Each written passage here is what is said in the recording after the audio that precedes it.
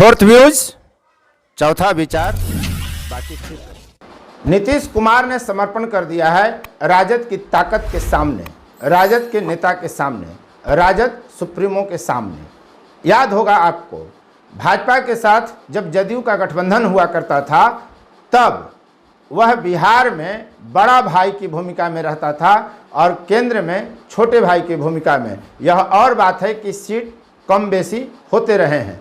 दूसरी बात, जब भाजपा के साथ जदयू का गठबंधन था तब जदयू बार्गेनिंग अधिक करती थी, उसके पास बार्गेनिंग की क्षमता थी, इसलिए भाजपा के दिग्गज नेता तक नीतीश कुमार के सामने साष्टांग दंडवत करते रहे हैं जी। लेकिन स्थितियां बदल गई।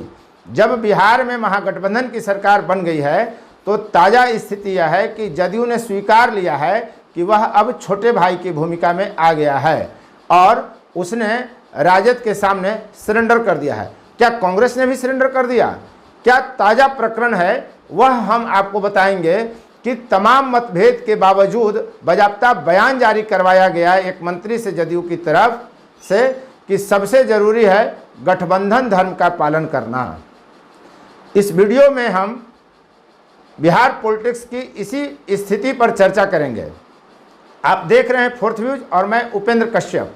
सवाल यह उठ रहा है अब कि क्या नीतीश कुमार ने सरेंडर कर दिया है? एक खबर यह आई थी बीबीसी के हवाले से कि क्या तेजस्वी यादव ने नीतीश कुमार के सामने खुद को सरेंडर कर दिया है ताकि वे मुख्यमंत्री बन सकें। लेकिन अब एक सप्ताह के अंदर ही स्थितियां उलट हो गई हैं।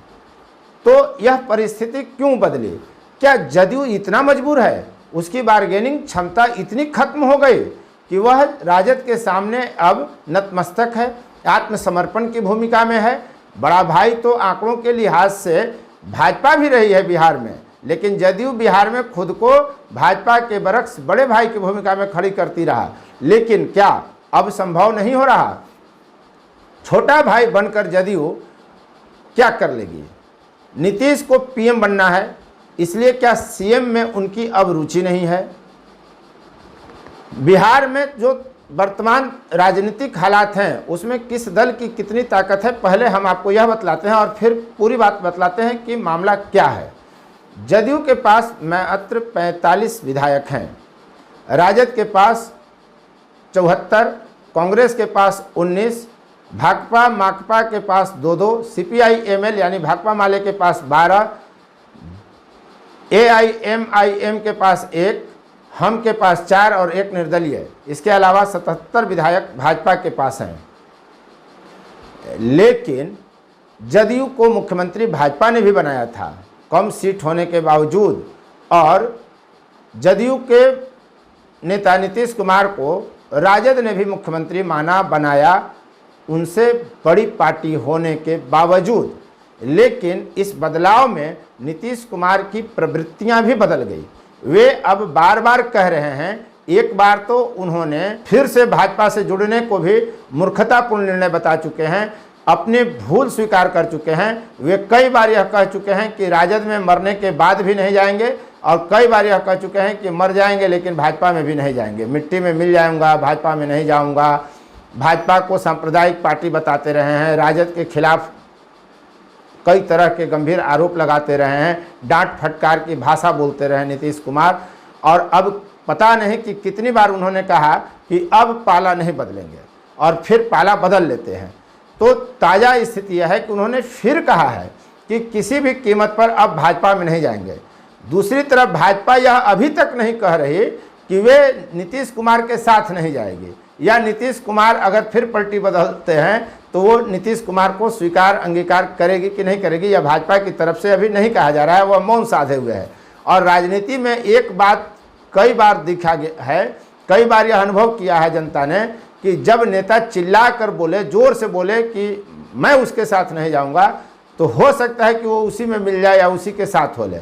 बहरहाल प्रधानमंत्री की कुर्सी को लेकर तो साफ साफ स्थिति है कि एनडीए में कुर्सी खाली नहीं है, मोदी के अलावा दूसरे कैंडिडेट नहीं हैं, कांग्रेस में दूसरा कोई कैंडिडेट नहीं हो सकता गांधी नेहरू परिवार के अलावा। अरविंद केजरीवाल अलग कैंडिडेट अपने को मानकर चल रहे हैं। नीतीश कुमार को कैंडिडेट कौन बनाएगा प्रधानमंत्री का? महागठबंधन, राजद, इसलिए वे इस प्रयास में हैं कि इधर ही खेमे में बने रहें। तो फिलहाल 2024 तक पाला तो नहीं बदलेंगे, यह विश्वास किया जा सकता है, इसके बावजूद कि राजनीति में कुछ भी विश्वसनीय नहीं होता।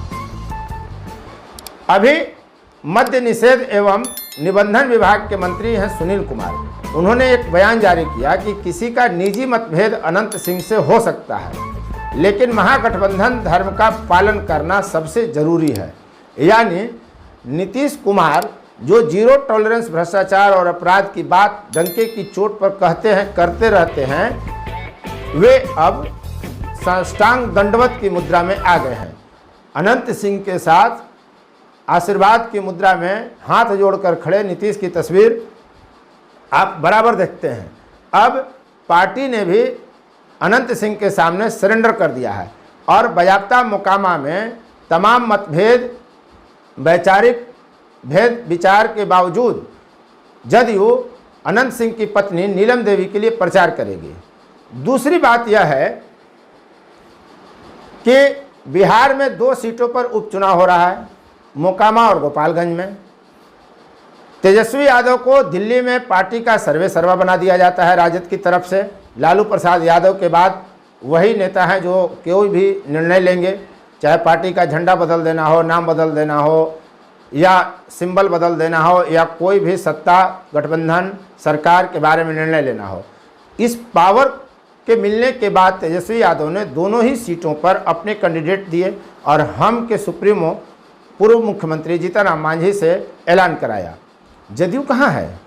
कायदे से यदि आप गोपालगंज की स्थिति देखें तो वहाँ से विधायक है साधु यादव, तेजस्वी यादव के मामा अनिरुद्ध सिंह।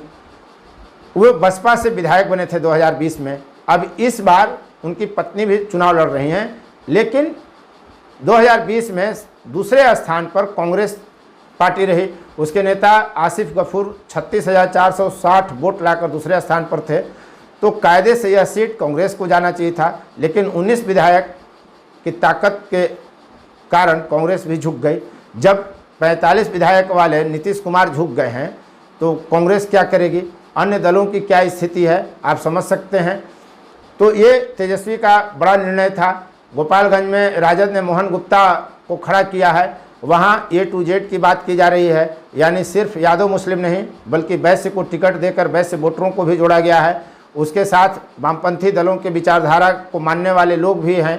तो मिला जुला कर गोपालगंज में राजद की स्थिति मजबूत बताई जा रही है, मोकामा में भी उनकी स्थिति मजबूत बताई जा रही है। तो उनकी ताकत और बढ़ेगी, लेकिन जदयू की ताकत तो नहीं बढ़नी है।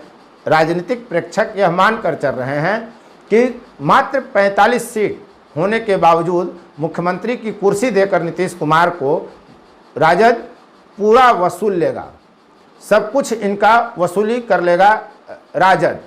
राजनीतिक ताकत, वसूली मतलब पैसा नहीं। तो जदयू और कांग्रेस दोनों आज नतमस्तक हैं राजद के सामने। राजद के सामने एक तरह से सरेंडर कर दिए हैं, चूँकि दोनों ही दलों को और यहाँ तक कि वामपंथी दलों को भी यह पता है कि राजद सबसे अधिक ताकतवर है और उसके आधार मतदाताओं के मुकाबले उसके साथी दल कहीं खड़े नहीं हैं। जी, जिस तरह से राजद के पास अपना आधार वोट है और उस वोट को किसी के पाले में ट्रांसफ़र करने की जो ताकत लालू यादव के पास थी, वह अब तेजस्वी यादव प्राप्त कर लिए हैं। ऐसे में महागठबंधन के मित्र दलों के पास विकल्प क्या बच जाता है? उनके सामने वैचारिक मतभेदों के बावजूद महागठबंधन को बचाने की चुनौती है। गठबंधन धर्म के पालन करने का बहाना इसके लिए बनाया जाता है।